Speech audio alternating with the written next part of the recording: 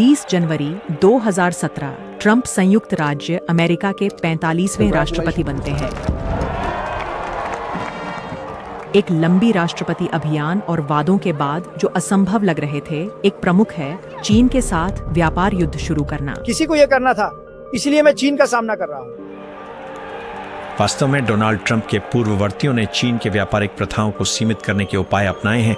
यही वे कर रहे हैं, वे हमारा व्यापार ले रहे हैं, वे हमारी नौकरियां ले रहे हैं, वे हमारा उत्पाद बना रहे हैं और इसलिए मैं उन्हें। लेकिन 2016 में ट्रंप ने चीन को एक प्रमुख अभियान मुद्दा बना दिया, क्योंकि हम चीन को हमारे देश का शोषण करने की अनुमति नहीं दे सकते और यही वे कर रहे हैं। ये दुनिया के इतिहास की सबसे बड़ी चोरी है। अब जब ट्रंप व्हाइट हाउस में अपने दूसरे कार्यकाल की तैयारी कर रहे हैं, तो वह एशियाई दिग्गज के साथ व्यापारिक शत्रुता को बढ़ाने का वादा करते हैं। हम हर एक कार पर 100% शुल्क लगाएंगे जो सीमा पार करती है और आप उन कारों को बेच नहीं पाएंगे। हालांकि वैश्विक विनिर्माण का 30% और इस उद्योग में $6 ट्रिलियन का मूल्य होने के कारण चीन वर्तमान में दुनिया की फैक्ट्री है। वॉलमार्ट, एप्पल, एडिडास, नाइकी, क्या आप जानते हैं कि इन ब्रांड्स में क्या सामान है? ये सभी चीन में निर्माण आउटसोर्स करते हैं।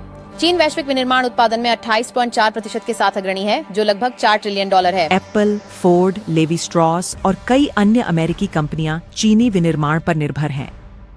तो ट्रंप चीन के साथ व्यापार युद्ध कैसे शुरू करने की योजना बना रहे हैं और इससे पूरे विश्व पर क्या प्रभाव पड़ सकते हैं?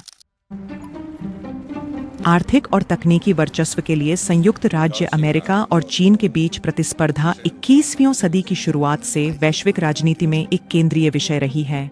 डोनाल्ड ट्रंप के प्रशासन के दौरान यह प्रतिद्वंद्विता नए आयामों तक पहुंच गई, जो आर्थिक, वाणिज्यिक और तकनीकी क्षेत्रों में टकरावपूर्ण नीतियों द्वारा चिह्नित थी। दंडात्मक शुल्क और तकनीकी प्रतिबंधों के माध्यम से ट्रंप प्रशासन ने चीन के उदय को धीमा करने की कोशिश की, यह प्रयास करते हुए कि वह संयुक्त राज्य अमेरिका को विश्व की प्रमुख आर्थिक और तकनीकी शक्ति के रूप में पार न कर सके। वॉशिंगटन ने चीन की हुआवे टेक्नोलॉजीज और जेट-टी से नए दूरसंचार उपकरणों की मंजूरी पर रोक लगा दी है। कल अमेरिकी राष्ट्रपति ने एक कार्यकारी आदेश पर हस्ताक्षर किए, जिससे अमेरिकी टेलीकॉम कंपनियों को हुआवेई प्रौद्योगिकी का 5G के लिए उपयोग करने से प्रभावी रूप से प्रतिबंधित कर दिया गया। हालांकि इन प्रयासों के बावजूद चीन ने अपनी विस्तार जारी रखा। 6% की वृद्धि दर और $17.2 ट्रिलियन की GDP के साथ डोनाल्ड ट्रंप के पहले कार्यकाल के दौरान ट्रंप प्रशासन द्वारा अपनाए गए सबसे प्रमुख दृष्टिकोणों में से एक चीनी उत्पादों पर शुल्क लगाना था, ताकि चीन के साथ अमेरिका के व्यापार घाटे को कम किया जा सके। यह घाटा, जो 2016 में चीन के पक्ष में $370 अरब से अधिक तक पहुंच गया था, इन नीतियों को उचित ठहराने में एक प्रमुख कारक था।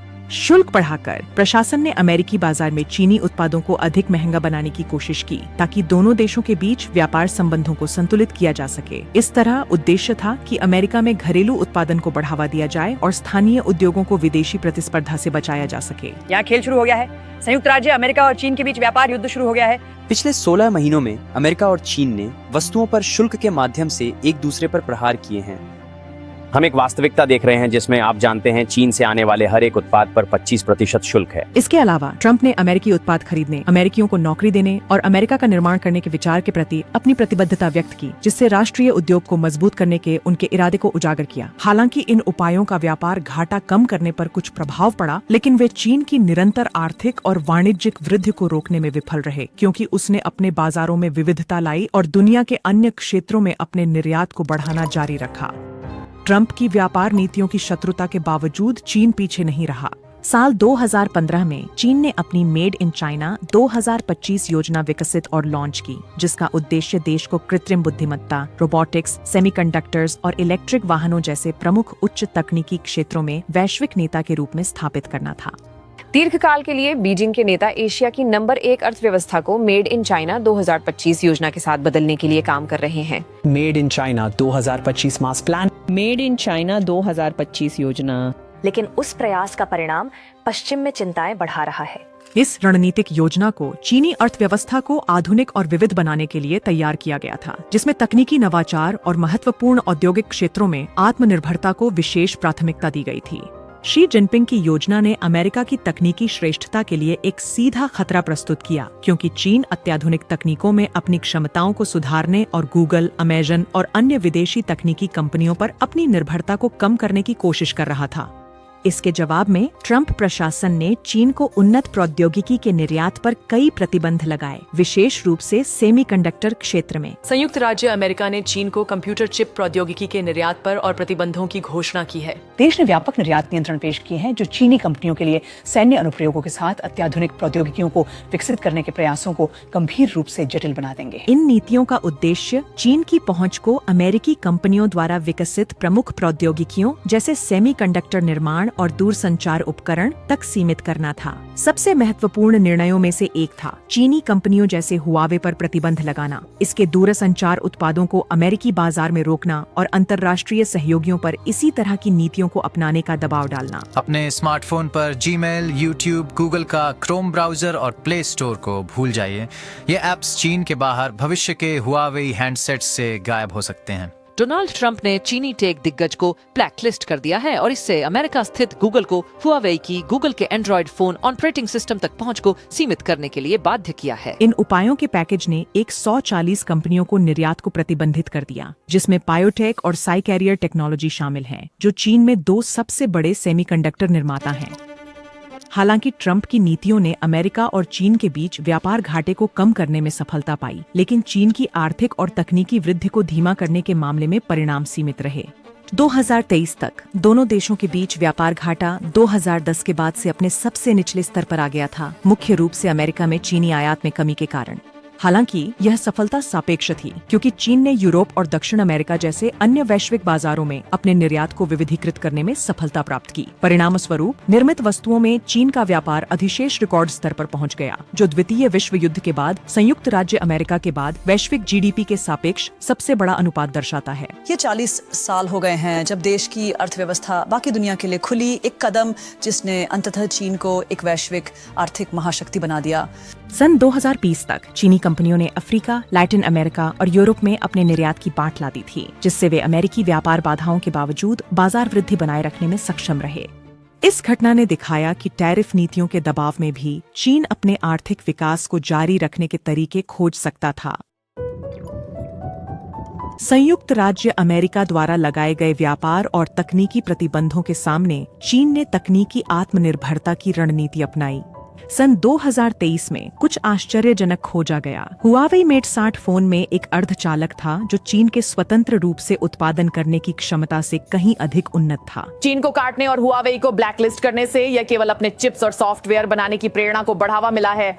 इस सप्ताह एक और संकेत हुआवे के नए मेट 70 स्मार्टफोन की रिलीज के साथ आता है, जो पिछले साल मेट 60 के साथ किए गए हार्डवेयर ब्रेक थ्रू पर आधारित है। अब उसमें हुआवे सेमी आर्म द्वारा बनाया गया एक उन्नत चिप शामिल था, जिसे उद्योग पर्यवेक्षकों ने सोचा भी नहीं था कि यह संभव है।